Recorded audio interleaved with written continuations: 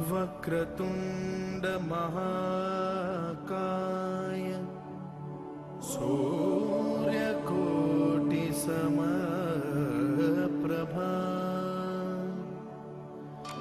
निर्विघ्नं कुरु मे देव सर्वकार्येषु सर्वदा।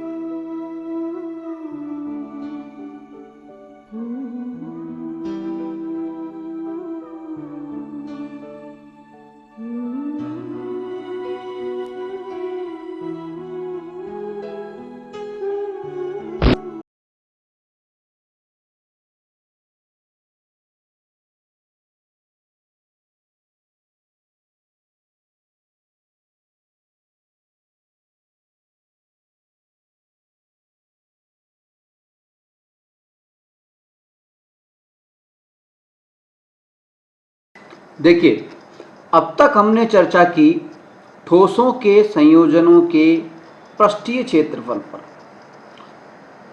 अब हम चर्चा करेंगे ठोसों के संयोजनों के यानी कॉम्बिनेशन ऑफ सॉलिड्स के आयतन पर, वॉल्यूम पर।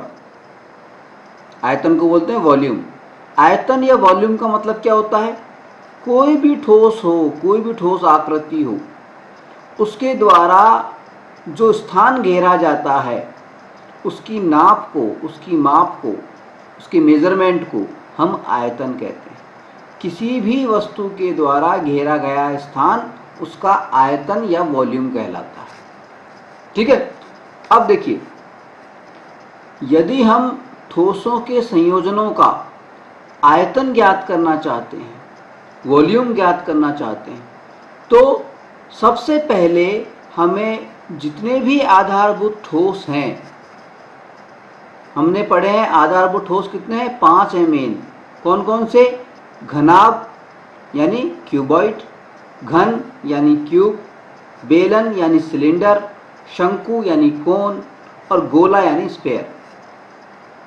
इन सभी आधारभूत ठोसों के हमें अलग अलग आयतन ज्ञात करना आना चाहिए।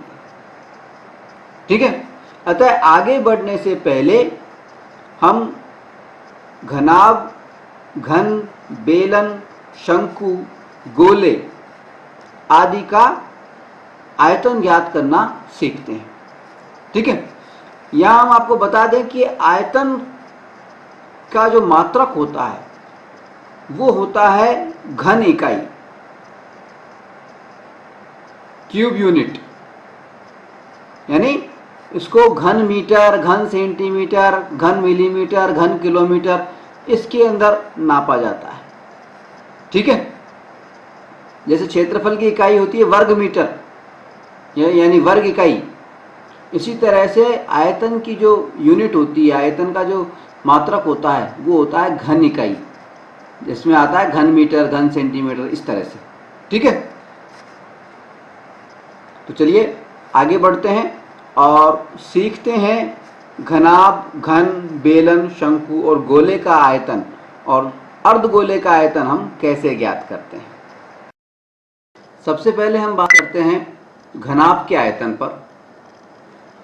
घनाभ यानी क्यूबॉइड। अब घनाभ का आयतन का फार्मूला क्या होता है, कक्षा 9 में हमने पढ़ा है। क्या होता है, याद कीजिए, लंबाई इंटू चौड़ाई इंटू ऊंचाई। Length into breadth into height, L into B into H, ये हमारा घनाभ के आयतन का फार्मूला होता है। ठीक है।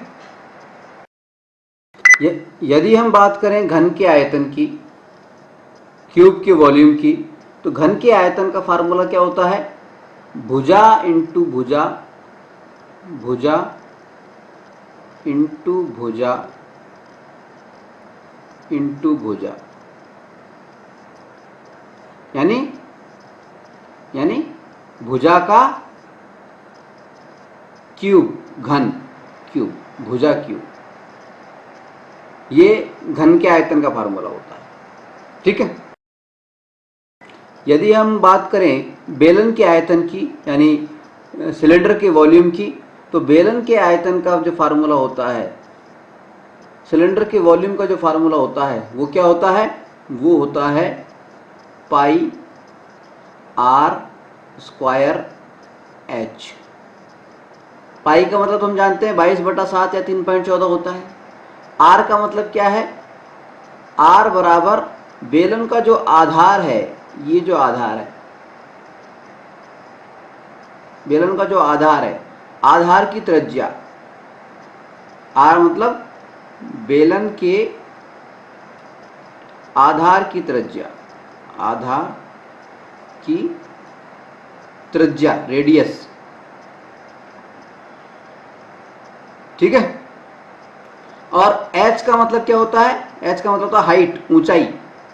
तो ये है बेलन की ऊंचाई, बेलन की ऊंचाई। अगर बेलन का आयतन ज्ञात करना है तो हमें बेलन की त्रिज्या मालूम होनी चाहिए, उसकी ऊंचाई मालूम होनी चाहिए। फार्मूला क्या है हमारा, पाई आर स्क्वायर एच। ठीक है। अगर हम बात करें शंकु के आयतन की, वॉल्यूम ऑफ कॉन की, तो शंकु का जो आयतन होता है वो बेलन के आयतन का 1/3 होता है। ये हमें याद रखना है। बेलन के आयतन का फार्मूला क्या बताया था हमने, पाई आर स्क्वायर एच। ठीक है। तो ये तो है बेलन के आयतन का फार्मूला। अगर शंकु के आयतन का फार्मूला निकालना है तो इसका 1/3 कर दो, यानी शंकु के आयतन का फार्मूला क्या होगा, कोन के वॉल्यूम का फार्मूला क्या होगा, 1/3 पाई आर स्क्वायर एच। इसमें पाई का मतलब अपन जानते ही हैं, आर का मतलब है जो शंकु है उसकी त्रिज्या, और एच का मतलब है शंकु की ऊंचाई। ठीक है। अब यदि हम बात करें गोले, स्फेयर और अर्धगोले यानी हेमिस्फेयर के आयतन की, उसके वॉल्यूम की, तो गोले का जो आयतन होता है, स्फेयर का जो आयतन होता है, उसका फार्मूला क्या होता है, उसका फार्मूला होता है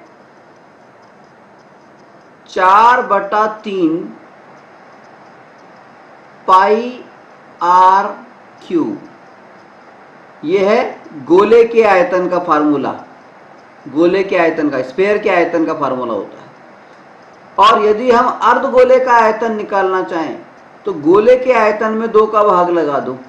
तो जैसे ही गोले के आयतन में हम 2 का भाग लगाएंगे तो 2 से 4 कट जाएगा, और अर्धगोले का जो आयतन का फार्मूला बनेगा वो क्या बन जाएगा, अर्धगोले के आयतन का formula 2/3 pi R cube, pi R cube, अर्धगोले के आयतन का फार्मूला। तो अगर हमें अर्धगोले का आयतन निकालना है तो इस फार्मूले का इस्तेमाल करना है। अगर गोले का यानी स्फेयर का फार्मूला का आयतन निकालना है, वॉल्यूम निकालना है, तो इस वाले फार्मूले का इस्तेमाल करेंगे। ठीक है, तो गोले के आयतन का वॉल्यूम का फार्मूला क्या हो गया, 4/3 पाई आर क्यू। और अर्ध गोले का यानी हेमिस्फीयर का अगर वॉल्यूम निकालना है, आयतन निकालना है, तो उसका फार्मूला क्या हो गया, 2/3 पाई आर क्यू। मामूली सा फर्क है दोनों उनके अंदर, दोनों फार्मूलों के अंदर। ठीक है, तो ये तो हमारी बात हो गई कि जितने भी आधारभूत ठोस हैं उनका आयतन हम कैसे निकालते हैं। अब हम चर्चा को आगे बढ़ाते हैं और बात करते हैं ठोसों के संयोजन के आयतन की, volume of combination of solids की। ठीक है, तो ये दो ठोसों, दो आधारभूत ठोसों, दो बेसिक सॉलिड्स के संयोजन से बने ठोस का आयतन की अगर हम बात करें तो दो आधारभूत ठोसों के संयोजन से बना हुआ जो ठोस होता है उसका आयतन वास्तव में दोनों जो ठोस हैं, दोनों जो घटक हैं उसके, उन घटकों के आयतन के योग के बराबर होता है। उदाहरण के लिए मान लीजिए कोई ठोस बना हुआ है एक अर्धगोले से यानी हेमिस्फीयर से और एक कोन से मिलकर के, एक अर्धगोले से और एक शंकु से मिलकर के बना हुआ है कोई। तो अगर इसका टोटल आयतन हमें देखना है, इस ठोस का आयतन देखना है, तो इन दोनों ठोसों का अलग अलग आयतन हमें निकालना पड़ेगा। शंकु का आयतन ज्ञात करना पड़ेगा, अर्धगोले का आयतन ज्ञात करना पड़ेगा, और इन दोनों को हमें ऐड कर देना है बिल्कुल सिंपल तरीके से। ठीक है, ठोस का आयतन क्या हो गया, जो भी उसके घटक हैं, जो भी उसके घटक हैं, जो भी उसके पार्ट्स हैं, उन सभी पार्ट्सों का आयतन का वॉल्यूम का योग जो है वो उस ठोस का आयतन कहलाता है, उसका वॉल्यूम कहलाता है। ठीक है, तो अगर हम किसी भी ठोस के संयोजन का आयतन ज्ञात करना चाहते हैं तो सबसे पहले तो हमें क्या करना होता है, उस ठोस के पार्ट्स, उस ठोस के जो भाग हैं, घटक हैं, उनको हमें पहचानना पड़ता है। और पहचानने के बाद में प्रत्येक घटक का अलग अलग आयतन हमें निकालना पड़ता है और बाद में उन सभी को जोड़ना पड़ता है। ठीक है, ठीक है। अब यहाँ पे थोड़ी सी एक बात ये बता दें आपको कि पृष्ठीय क्षेत्रफल में और आयतन में थोड़ा सा फर्क है। जब हम आयतन निकालते हैं तो जो भी घटक हैं उन घटकों का सीधा सीधा आयतन अलग अलग निकाल लेते हैं और उनको ऐड कर देते हैं। जबकि पृष्ठीय क्षेत्रफल अगर निकालना होता है हमें, तो हम हर घटक का अलग अलग आयतन, अलग अलग पृष्ठीय क्षेत्रफल निकालते नहीं हैं और फिर उनको जोड़ते नहीं हैं। क्यों? क्योंकि जब भी पृष्ठीय क्षेत्रफल की बात होती है, तो जब पृष्ठीय क्षेत्रफल की बात हम कर रहे हैं और दो ठोस का कॉम्बिनेशन है, का संयोजन है, तो जब हम संयोजन करते हैं, दो ठोसों को मिलाते हैं, तो उनका कुछ भाग जो होता है, पृष्ठ का कुछ भाग जो होता है वो लुप्त हो जाता है। ठीक है, तो कुल मिला के बात यह है कि पृष्ठीय क्षेत्रफल निकालना थोड़ा सा मुश्किल होता है क्योंकि उसमें कुछ भाग लुप्त हो जाता है, तो उसकी कल्पना हमें करनी पड़ती है। लेकिन अगर हमें ठोसों के संयोजनों का आयतन निकालना है तो बिल्कुल सिंपल है। जितने भी पार्ट्स हैं उसके, जितने भी ठोसों से वो बना हुआ है कोई वस्तु, उन पार्ट्सों को पहचान लो, उनके अलग अलग आयतन निकाल लो और उन आयतनों को आपस में जोड़ दो। ठीक है, अब देखिए ठोसों के संयोजनों का आयतन हम कैसे निकालते हैं, इसे समझने के लिए आइए हम कुछ उदाहरण लेते हैं। हम ले रहे हैं एनसीईआरटी का उदाहरण नंबर 5, एग्जाम्पल नंबर 5। इसमें हमसे कहा गया है कि शांता किसी शेड में एक उद्योग चलाती है, एक इंडस्ट्री चलाती है। यह शेड एक घनाभ के आकार का है, क्यूबॉइड के आकार का है, जिस पर एक अर्ध बेलन हाफ सिलेंडर आरोपित है, माउंटेड है। कैसी शेप है कि एक घनाभ है और उस घनाभ के ऊपर अर्ध बेलन माउंटेड है, आरोपित है। ठीक है, यदि इस शेड के आधार की विमाएं, इस शेड के आधार की विमाएं 7 मीटर और 15 मीटर है। आधार की विमाएं यानी ये वाली चौड़ाई 7 मीटर है और लंबाई जो है वो 15 मीटर है। ठीक है। तथा घनाकार भाग की ऊंचाई, हाइट, ऊंचाई ये 8 मीटर है। ये 8 मीटर दे रखी है। तो शेड में समावेशित हो सकने वाली हवा का आयतन ज्ञात कीजिए। ठीक है। तो सबसे पहले तो हमें देखना कि शेड में जो हवा आएगी उसका आयतन हम कैसे ज्ञात करेंगे। अगर शेड में समावेशित हो सकने वाली हवा का आयतन हमें ज्ञात करना है तो हमें क्या करना पड़ेगा, ये जो शेड के पार्ट हैं कौन कौन से, घनाभ और दूसरा अर्धबेलन, इन दोनों का आयतन निकालना पड़ेगा और उन्हें जोड़ना पड़ेगा। ठीक है, उन्हें जोड़ना पड़ेगा। ठीक है। तो सबसे पहले तो हम देख लेते हैं कि क्या क्या चीजें हमें दी गई हैं सवाल में और उनको हम लिख लेते हैं। देखिए,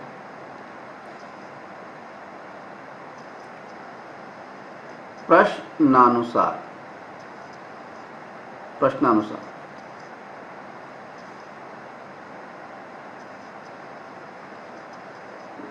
घनाभ की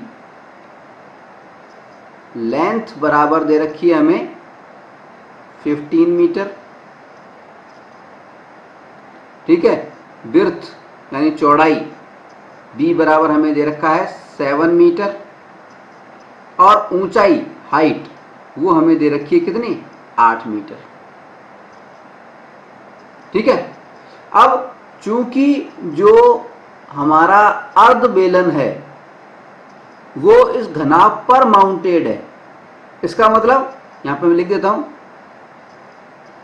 क्योंकि, ये क्योंकि का चिन्ह होता है, क्योंकि सिंस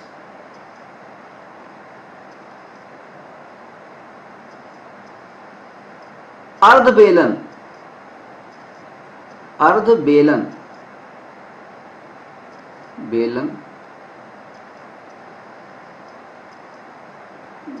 घनाभ पर आरोपित है,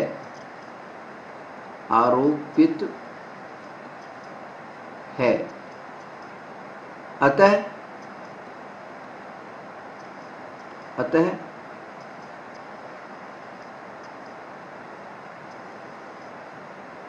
बेलन की लंबाई कितनी हो गई, जितनी घनाभ की लंबाई है, यानी वो हो गई 15 मीटर। और बेलन की चौड़ाई कितनी हो गई, बेलन की चौड़ाई को हम बेलन का व्यास भी बोलते हैं। चौड़ाई कितनी हो गई, चौड़ाई को हम बोलेंगे बेलन का व्यास। वो कितनी हो गई, वो हो गई हमारी 7 मीटर। ठीक है। अब जब बेलन की चौड़ाई यानी बेलन का व्यास 7 मीटर है तो बेलन की त्रिज्या कितनी हो गई, वो भी लिख लो।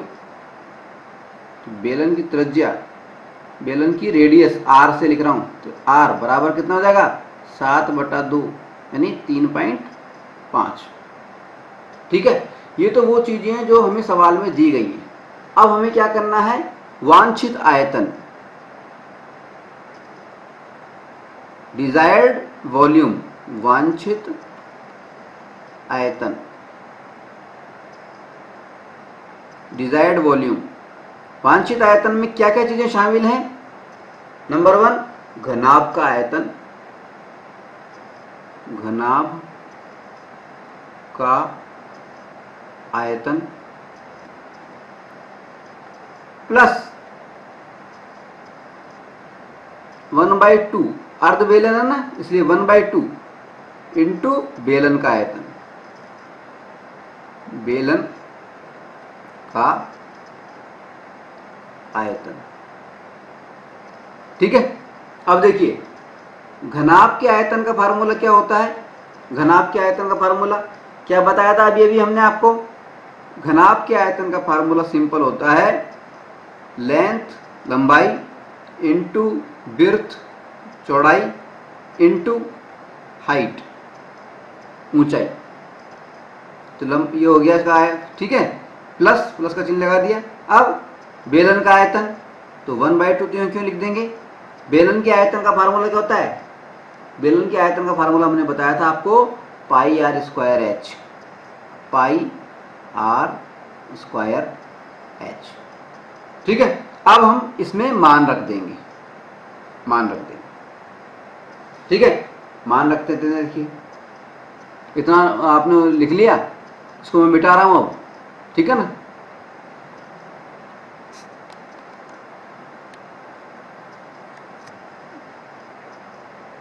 ये देखिए, अब देखिए, अब तक हमने क्या कर लिया, हमारे पास में क्या आ गया था, आयतन में क्या क्या लिखना था हमें। एक तो हमारे पास में था घनाभ का आयतन, length into width into height, plus 1/2 pi are square H. ठीक है, अब इसमें मान रखने थे हमें। ठीक है, तो देखिए लेंथ कितनी थी हमारी, घनाभ की लेंथ, घनाभ की लंबाई 15 मीटर, इंटू घनाभ की चौड़ाई वो कितनी थी 7 मीटर, इंटू घनाभ की ऊंचाई हाइट कितनी थी वो 8 मीटर, प्लस 1/2 पाई, पाई यानी 22/7, तो 22/7 लिख दिया, इंटू आर स्क्वायर, आर क्या है बेलन की ऊंचाई, सॉरी आर क्या है, ये जो अर्ध बेलन है इसकी ऊंचाई, हाइट, सॉरी इसकी त्रिज्या, इसकी त्रिज्या। अब अर्ध बेलन का व्यास आया था 7 मीटर और त्रिज्या हमने निकाली थी 3.5। ठीक है, तो वो 3.5 स्क्वायर है इसलिए 2 बार लिखेंगे, 3.5 इंटू एच, एच मतलब बेलन की, अर्ध बेलन की हाइट या लंबाई, वो कितनी है 15 मीटर, उसको 15 मीटर से मल्टीप्लाई कर देंगे, ये हो गया 15 मीटर। ठीक है, अब इसको हम सॉल्व करेंगे, मान रख दिया हमने, अब इसको हम सॉल्व करेंगे। कितना आ गया 15 × 7 × 8, 15 × 7 × 8, ये आ गया हमारे पास में 840। तो ये तो हमारे पास में आ गया 840, प्लस इधर देखो ये 3.5 से ये 7 2 बार कट जाएगा। ठीक है, और इस 2 से ये 22 11 बार कट जाएगा। ठीक है, तो ऊपर क्या हो गया 11 × 3.5 और इंटू 15/2। ठीक है, यानी क्या करना है ऊपर 11 × 3.5 × 15, कितना आ गया 577.50। तो ऊपर क्या आ गया 577.50/2। अब इसमें जब 2 का भाग लगा देंगे हम तो हमारे पास में कितना आ जाएगा 288.75। तो हमारे पास में क्या आ गया, ये तो 840 आ गया, प्लस इधर आ गया 288.75। ठीक है, अब 288.75 और 840 को जोड़ देंगे हम, कितना आ जाएगा, कितना आ जाएगा 1128.25, 1128.25। ये क्या आ गया हमारे पास में, ये जो आकृति, जो शेड हमें दी गई है उसमें जो हवा आ सकती है, समावेशित हवा, उसका आयतन हमने ज्ञात कर लिया है। ठीक है, तो एक आंसर तो हमने कर लिया है। अब सवाल में आगे भी कुछ दिया हुआ है, हमें क्या दिया गया है, पुनः मान लें कि शेड में रखी मशीनरी, जो मशीनरी है वो 300 घन मीटर स्थान घेरती है। ठीक है, यानी मशीन कितना घेरती है, मशीन का आयतन लिख देता हूं उसको मैं, मशीन द्वारा घेरा गया स्थान या मशीन का आयतन, मशीन का आयतन लिख लेते हैं, वॉल्यूम, वो हो गया कितना 300 घन सेंटीमीटर, घन metre, metre cube, metre cube, m पर क्यू लगा दिया, घन मीटर हो गया ये, यहाँ पर भी मीटर क्यूब। ठीक है, मशीन का आयतन दे रखा है। ठीक है, अब और क्या दे रखा है हमें, यदि शेड के अंदर 20 श्रमिक हो, कितने श्रमिक हो, 20, और प्रत्येक 0.8 घन मीटर के औसत से स्थान गिरता है, तो यहाँ पे लिख देंगे एक श्रमिक का आयतन, एक श्रमिक का आयतन, यानी एक श्रमिक द्वारा घेरा गया स्थान कितना दे रखा है, 0.08 मीटर क्यूब, घन मीटर। ठीक है, तो 20 श्रमिक अगर हैं तो 20 श्रमिकों द्वारा घेरा गया आयतन कितना हो गया, 20 इंटू 0.08 मीटर क्यूब। ठीक है, ठीक है, तो इन दोनों को 20 को और 0.08 को जब मल्टीप्लाई करेंगे तो कितना आ जाएगा, 1.6 मीटर क्यूब। ठीक है, तो ये तो आ गया हमारे पास में 1.6 मीटर क्यूब, ये आ जाएगा हमारे पास में। ठीक है, अब देखिए, अब मशीन और श्रमिक जब दोनों हैं उस समय शेड में कितनी हवा। ठीक है, इसका मतलब क्या हो गया,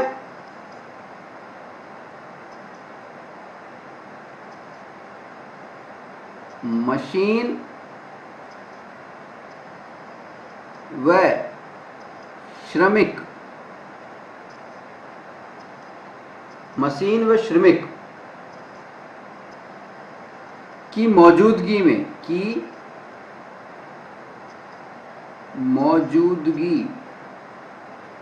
में हवा का आयतन, शेड में हवा का आयतन, हवा का आयतन, शेड में हवा का आयतन कितना हो जाएगा, कुल आयतन हवा या सॉरी शेड का कुल आयतन, शेड का कुल आयतन माइनस मशीन प्लस श्रमिक का आयतन, मशीन प्लस श्रमिक का आयतन। ठीक है, अब देखिए मशीन का, शेड का कुल आयतन कितना निकाला हमने, 13 कितना आया था अभी हमारे पास में, टोटल आयतन कितना आ गया था हमारे पास में, 1128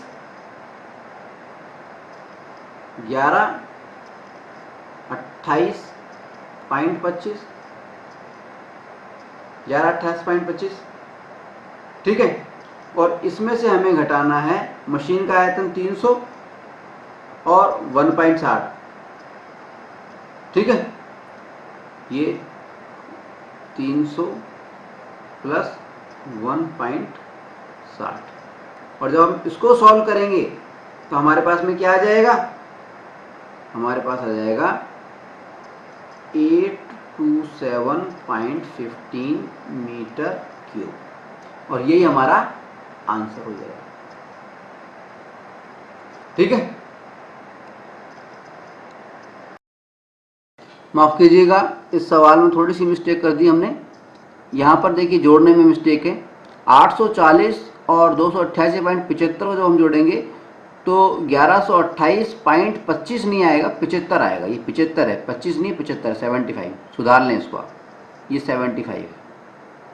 ठीक है, अब जब यहाँ पर 75 हो गया तो यहाँ पर शेड का जब कुल आयतन की हम बात करेंगे तो वहाँ पर भी 75 लिखेंगे। ठीक है, 1128.75 इसमें से हमने घटाया है। ठीक है, अब हम ले रहे हैं एनसीईआरटी का उदाहरण नंबर 6। इसमें हमसे कहा गया है, 1 जूस बेचने वाला अपने ग्राहकों को आकृति 13.13 में दर्शाए गए गिलासों में जूस देता है। कैसी डिजाइन है आकृति 13.13 में? ये वाली, ठीक है। बेलनाकार गिलास, साफ दिख रहा है बेलनाकार गिलास है, का आंतरिक व्यास, यानी ये जो दूरी होती है अंदर की, ये कितनी है? व्यास को हम डी से लिखते हैं, डायमीटर। डी बराबर हमें दे रखा है 5 सेंटीमीटर, ठीक है। सेमी था, परंतु ग्लास के निचले आधार में एक उभरा हुआ अर्धगोला था। निचला जो आधार है इस ग्लास का, उसमें एक अर्धगोला है। अर्धगोला है, अर्धगोला है, इसका मतलब क्या हुआ? ये जो अर्धगोला है इसका व्यास कितना होगा? अर्धगोले का व्यास जितना कि बेलन का व्यास है, ठीक है।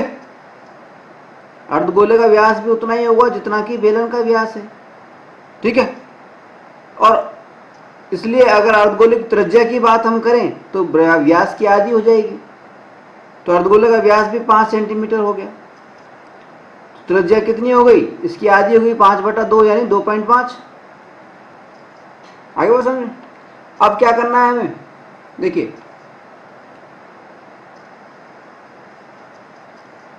निचले आधार में एक उभरा हुआ अर्धगोला था जिससे ग्लास की धारिता कम हो जाती थी।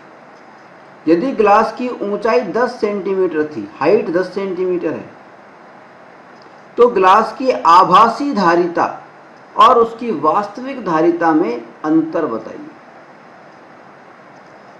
ठीक है। देखिए अब कैसे करेंगे इस सवाल को। इसमें दो चीजें। एक तो ये बेलनाकार हिस्सा है।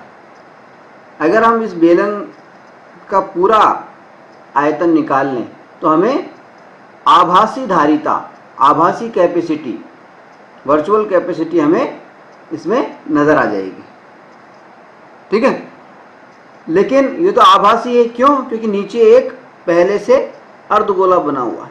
तो अगर हम इस अर्धगोले का आयतन भी ज्ञात कर लें और उस आयतन को आभासी धारिता में से कम कर दें तो हमें ग्लास की वास्तविक धारिता मालूम चल जाएगी, ठीक है। वास्तविक कैपेसिटी मालूम चल जाएगी। धारिता मतलब कैपेसिटी, ठीक है।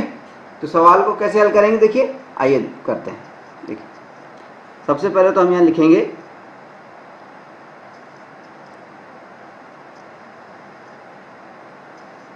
बेलनाकार ग्लास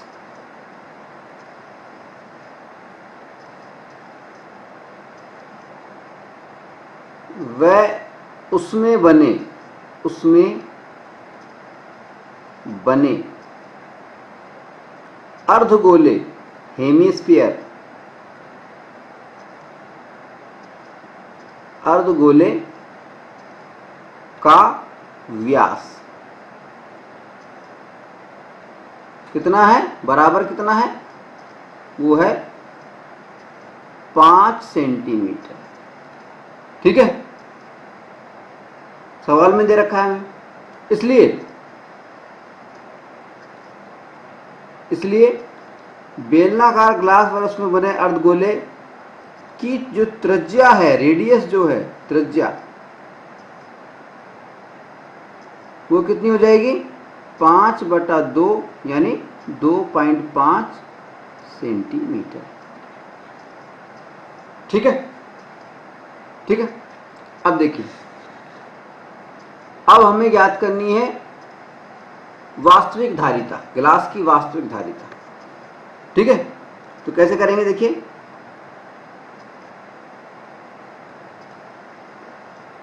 गिलास की वास्तविक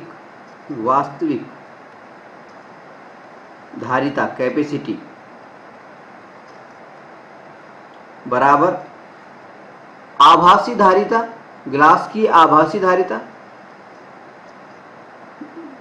गिलास की आभासी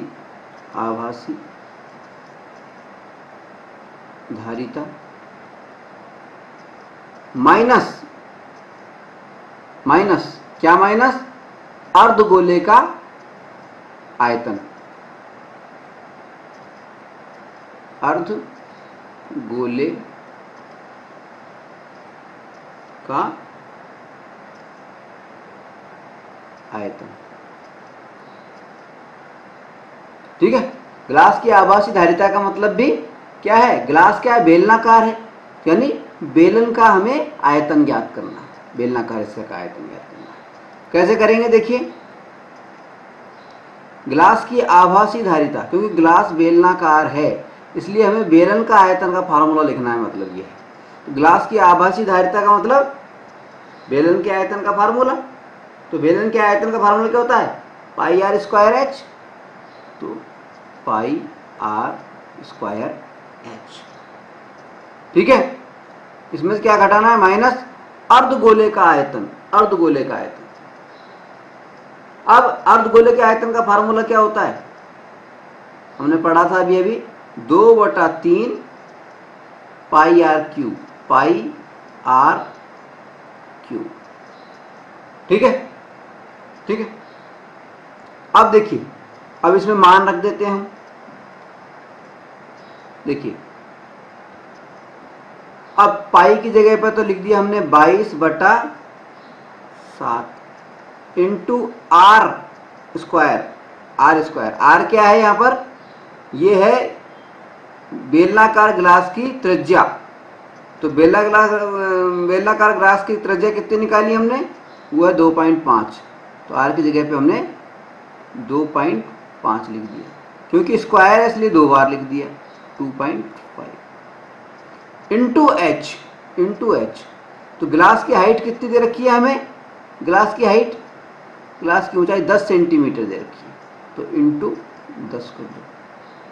ठीक है, अब माइनस अर्धगोले की बात कर रहे हैं हम, 2/3 तो यूं क्यों लिख दिया।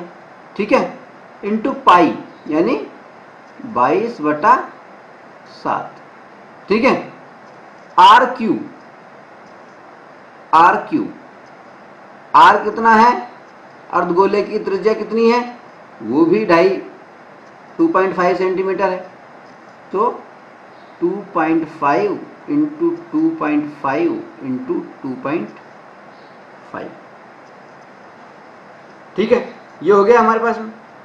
ठीक है, अब देखिए, जब हम इसको सॉल्व करेंगे, इसको सॉल्व करेंगे तो इसको अब 22/7 की जगह 3.14 भी लिख सकते हैं हम। सवाल में हमें 3.14 लिखने के लिए कहा गया, इसलिए हम 22/7 की जगह पे 3.14 मान लेते हैं, 3.14 मान लेते हैं, 22/7 हटा देते हैं। इधर भी 22/7 की जगह पे हम 3.14 मान लेंगे। ठीक है, और इस सबको मल्टीप्लाई करेंगे तो हमारे पास में इधर कितना आ जाएगा, इधर आ जाएगा हमारे पास में 196.25 माइनस इधर अर्धगोले का आयतन कितना आ जाएगा, जब इस सबको मल्टीप्लाई करेंगे हम तो कितना आ जाएगा, ये आ जाएगा हमारे पास में 32.71।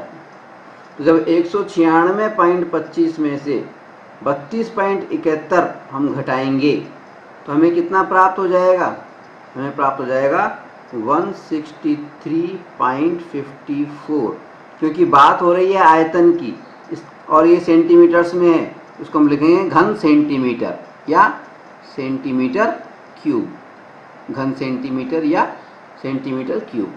ठीक है, ये हमारा आंसर हो जाएगा। तो ग्लास की वास्तविक धारिता क्या हो जाएगी, 163.54, ये हमारा आंसर होगा। ठीक है, चलिए अगला उदाहरण लेते हैं। अब हम बात कर रहे हैं एनसीईआरटी के उदाहरण नंबर 7 की, एग्जाम्पल नंबर 7 की। इसमें हमसे कहा गया है एक ठोस खिलौना एक अर्धगोले के आकार का है, जिस पर एक लंबवृत्तीय शंकु आरोपित है, माउंटेड है, कोन माउंटेड है। इस शंकु की ऊंचाई, इस कोन की ऊंचाई 2 सेंटीमीटर है, हाइट 2 सेंटीमीटर है, और आधार का व्यास 4 सेंटीमीटर। इस खिलौने का आयतन निर्धारित कीजिए, वॉल्यूम निर्धारित कीजिए। ठीक है, फिर आगे हमसे कहा जा रहा है कि यदि एक लंबवृत्तीय बेलन इस खिलौने के परिगत हो, यानी चारों तरफ हो, तो बेलन और खिलौने के आयतनों में अंतर ज्ञात कीजिए। यानी इसमें दो सवाल है। पहले तो हमें खिलौने का आयतन ज्ञात करना है, उसके बाद में ये मानते हुए कि बाहर एक बेलन है, इसके परिगत एक बेलन है, तो उस बेलन के आयतन में और इस खिलौने के आयतन में अंतर ज्ञात करना है। ठीक है, यानी हमें दो आयतन ज्ञात करने हैं, एक तो खिलौने का आयतन, एक बेलन का आयतन, और दोनों में से घटाना है, बेलन के आयतन में से खिलौने का आयतन घटा देना है और अंतर बताना है। ठीक है, चलिए अब इस सवाल को हल करते हैं। कैसे करेंगे देखिए, समझिए। सवाल में हमसे कहा गया है खिलौना अर्धगोले के आकार का है, जैसा कि चित्र में यहां पे दिखाएगा, ये अर्धगोला बना हुआ है।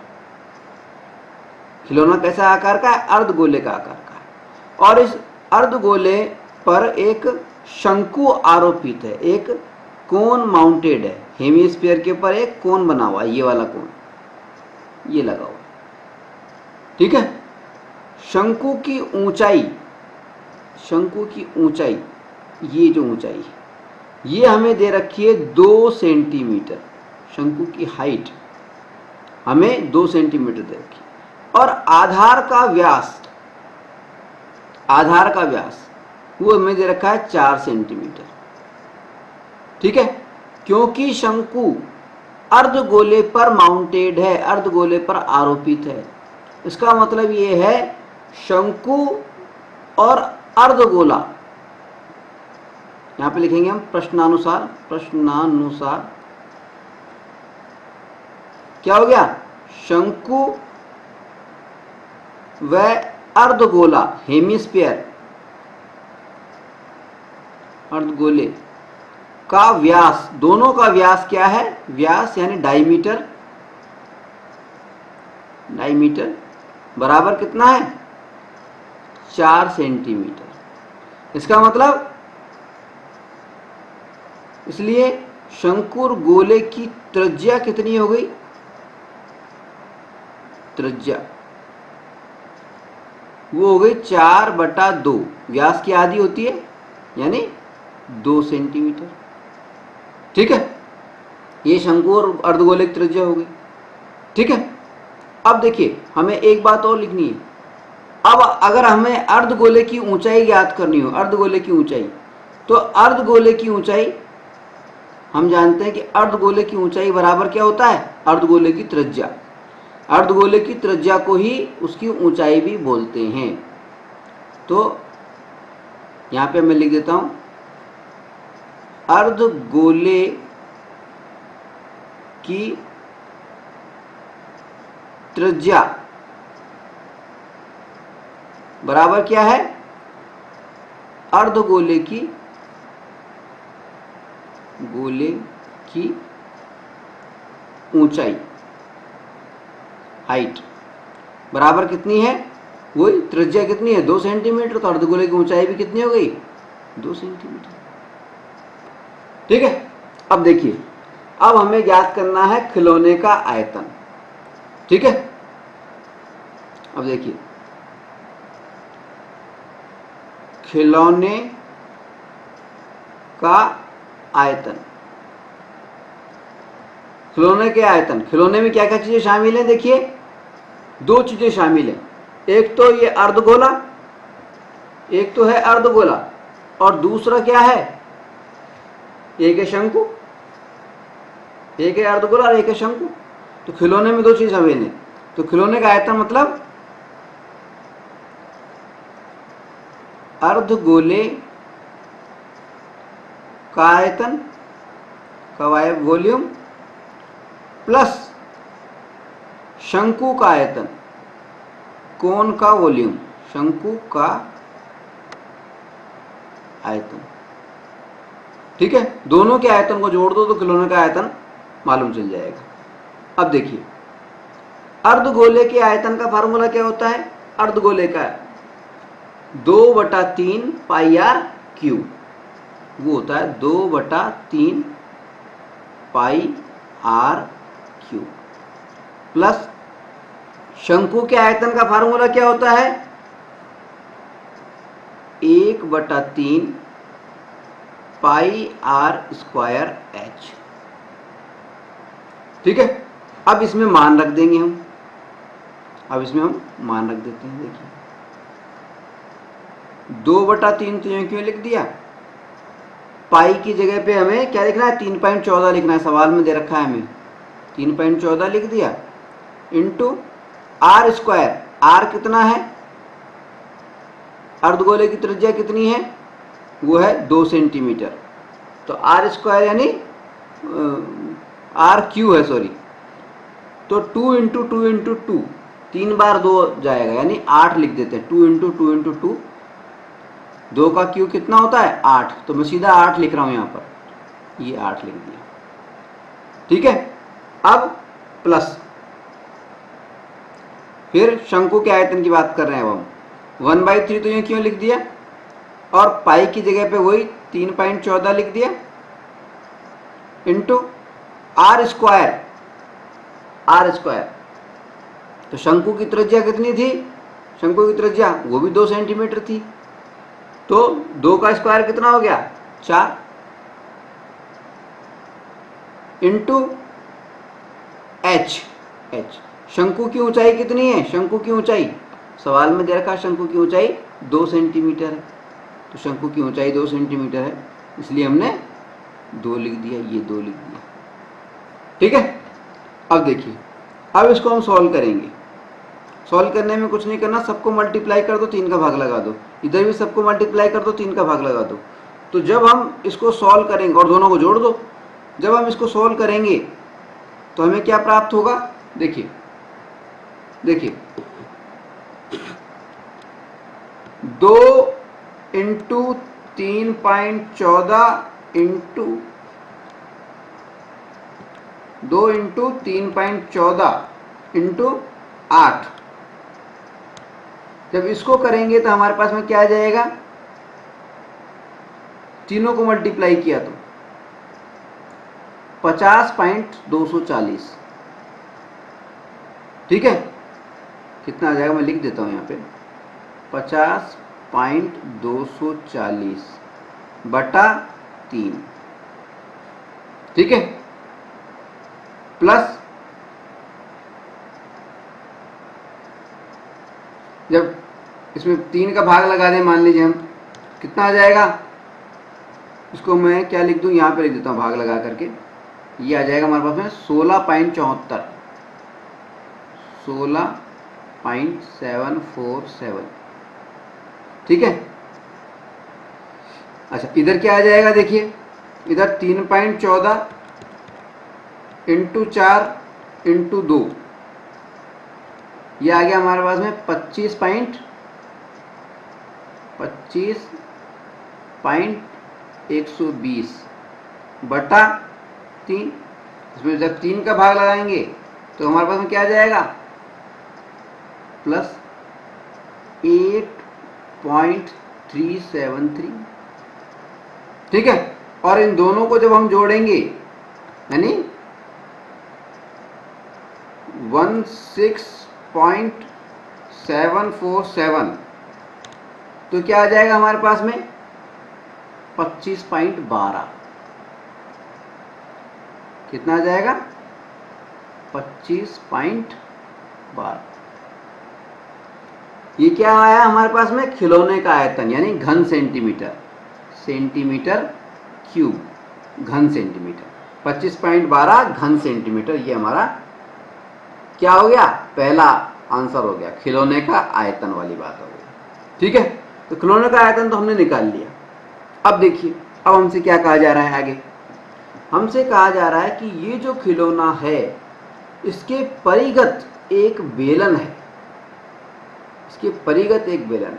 तो खिलौने के परिगत एक बेलन है, इसका मतलब ये जो बेलन है इसका व्यास खिलौने के व्यास के बराबर है, इसकी त्रिज्या खिलौने की त्रिज्या के बराबर है, और इसकी ऊंचाई, ऊंचाई क्या है वो देखना पड़ेगा। देखिए देखिए अगर हम इस बेलन की ऊंचाई की बात करें तो इस ऊंचाई में दो चीज़ें आ रही हैं। एक तो शंकु की ऊंचाई, वो हमें सवाल में दे रखी है 2 सेंटीमीटर।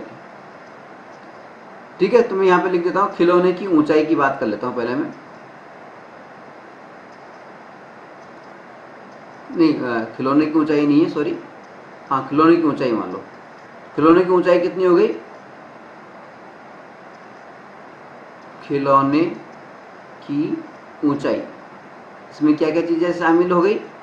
एक तो शंकु की ऊंचाई, शंकु की हाइट प्लस अर्धगोले की हाइट,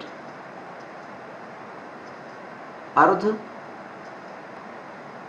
गोले की हाइट। ठीक है, राइटिंग थोड़ी ऐसी है, आप थोड़ा ध्यान से लिख लें। अर्धगोले की हाइट, ठीक है। अब शंकु की हाइट कितनी दे रखी है सवाल में? 2। अर्धगोले की हाइट हमने लिखी रखी है, अर्धगोले की त्रिज्या बराबर अर्धगोले की ऊंचाई, वो भी 2 सेंटीमीटर। यानी इस खिलौने की कुल ऊंचाई कितनी है? 4 सेंटीमीटर। ठीक है, तो खिलौने की कुल ऊंचाई 4 सेंटीमीटर है, और इस खिलौने के परिगत जब बेलन बनाया गया है, यानी बेलन की ऊंचाई, अतः बेलन की ऊंचाई कितनी हो गई? बेलन की हाइट वो भी 4 सेंटीमीटर हो गई। ठीक है, तो बेलन की हाइट तो 4 सेंटीमीटर हो गई। ठीक है, और बेलन की त्रिज्या कितनी है? जितनी इसकी त्रिज्या है, अर्धगोले की त्रिज्या है। ठीक है, या शंकु की त्रिज्या है। ठीक है, तो बेलन की त्रिज्या बराबर अर्धगोले की त्रिज्या बराबर कितना हो गया? 2 सेंटीमीटर। तो यानी हमें दो चीजें मालूम चल गई। क्या चीजें? एक तो बेलन की ऊंचाई, बेलन की ऊंचाई बराबर 2 + 2 = 4 सेंटीमीटर। ठीक है, दूसरी चीज हमें क्या मालूम चल गई? बेलन की त्रिज्या, बेलन की रेडियस, त्रिज्या, वो कितनी मालूम चली हमें? वो है 2 सेंटीमीटर। ठीक है, अब बेलन का हमें आयतन ज्ञात करना है, बेलन का आयतन ज्ञात करना है। तो बेलन का आयतन, तो बेलन के आयतन का फार्मूला क्या होता है? πr²h, πr²h। ठीक है, फार्मूले में मान रख देंगे। पाई की जगह पे हमें क्या रखना है? 3.14, 3.14 लिख दिया, इंटू r², r की जगह पे 2 है, 2 का स्क्वायर यानी 4, इंटू h, h कितना है? 4। ठीक है, अब इन तीनों को मल्टीप्लाई किया हमने, किसको? 4 इंटू 4, 4 चौक 16, इंटू 3.14, जब हम करेंगे तो कितना आ जाएगा? 50.240। कितना आ गया? 50.240।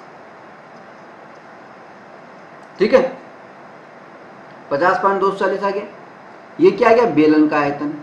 अब हमें क्या करना सवाल के अंदर? बेलन और खिलौने के आयतनों का अंतर ज्ञात कीजिए। ठीक है, तो यहां लिख दूंगा मैं बेलन व खिलौने के आयतन में अंतर इक्वल्स टू क्या हो जाएगा? खिलौने का आयतन, सॉरी, बेलन का आयतन, बेलन का आयतन माइनस खिलौने का आयतन, खिलौने का आयतन। ठीक है, तो बेलन का आयतन कितना निकाला हमने? वो निकाला कितना? 50.240 माइनस खिलौने का आयतन कितना निकाला था हमने? खिलौने का आयतन 25.12। ठीक है, 25.12। ठीक है, अब 50.24 में से 25.12 जब हम घटाएंगे तो हमें क्या प्राप्त हो जाएगा, वही 25.12। 25.12 से आयतन की बात हो रही है, इसलिए घन सेंटीमीटर यानी सेंटीमीटर क्यूब, ये हमारा क्या हो जाएगा, आंसर हो जाएगा। ठीक है, आ गया समझ में।